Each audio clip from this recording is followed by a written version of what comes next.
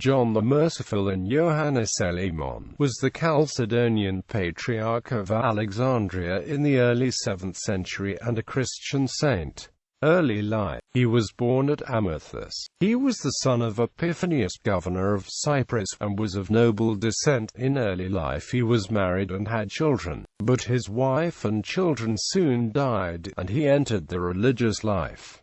Patriarch of Alexandria. On the death of the Patriarch Theodore, the Alexandrians besought Emperor Phocas to appoint John his successor, which was accordingly done. One of the first steps he took was to make a list of several thousand needy persons, whom he took under his especial care. He always referred to the poor as his lords and masters, because of the mighty influence at the court of the Most High. He assisted people of every class who were in need. He was a reformer who attacked simony and fought heresy by means of improvements in religious education. He also reorganized the system of weights and measures for the sake of the poor, and put a stop to corruption among the officials. He increased the number of churches in Alexandria from 7 to 70. The ministry of Vitalis of Gaza, a monk who worked among the prostitutes of the city, was a noteworthy episode of John's reign. The Patriarch was considered to have behaved with wisdom for not punishing this monk who was notorious for visiting the seedy part of town, and his judgment was vindicated only after the death of Vitalis, when the story of the monk's mission of mercy became known. Anecdotes about almsgiving. In his youth John had had a vision of a beautiful maiden with a garland of olives on her head, who said that she was Compassion, the eldest daughter of the great king. This had evidently made a deep impression on John's mind, and, now that he had the opportunity of exercising benevolence on a large scale, he soon became widely known all over the East for his liberality towards the poor. A shipwrecked merchant was thus helped 3 times, on the first 2 occasions apparently without doing him much good. The 3rd time, however, John fitted him out with a ship and a cargo of wheat, and by favorable winds he was taken as far as Britain, where, as there was a shortage of wheat, he obtained his own price.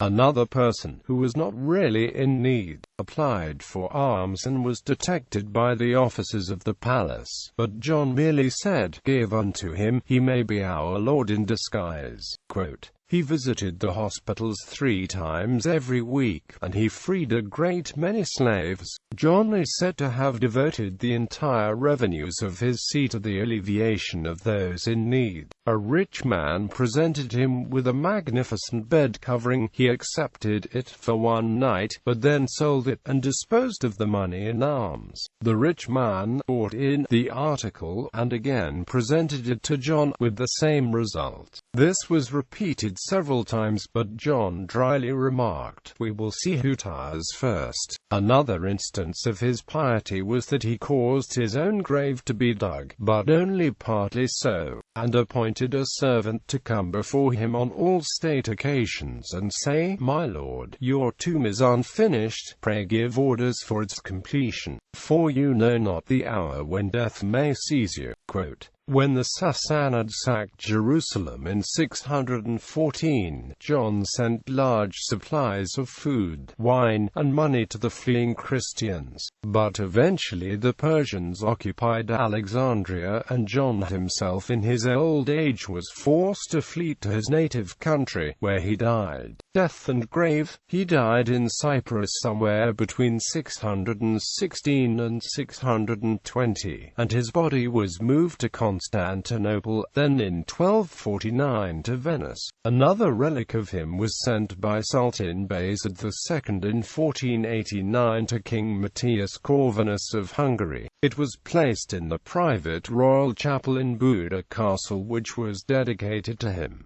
Now his body lies in the St. John the Merciful Chapel in the St. Martin's Cathedral in Bratislava, Slovakia. A biography was written by his contemporary Leontios of Neapolis. There is a church dedicated to him in Venice, the Chiesa di San Giovanni Eleemosinario, but his relics are preserved in another church, San Giovanni in Bragora, in a separate chapel. A church in Cospicua, Malta is also dedicated to him, and one of the bastions of the Santa Margherita lines in the same city is also named after him.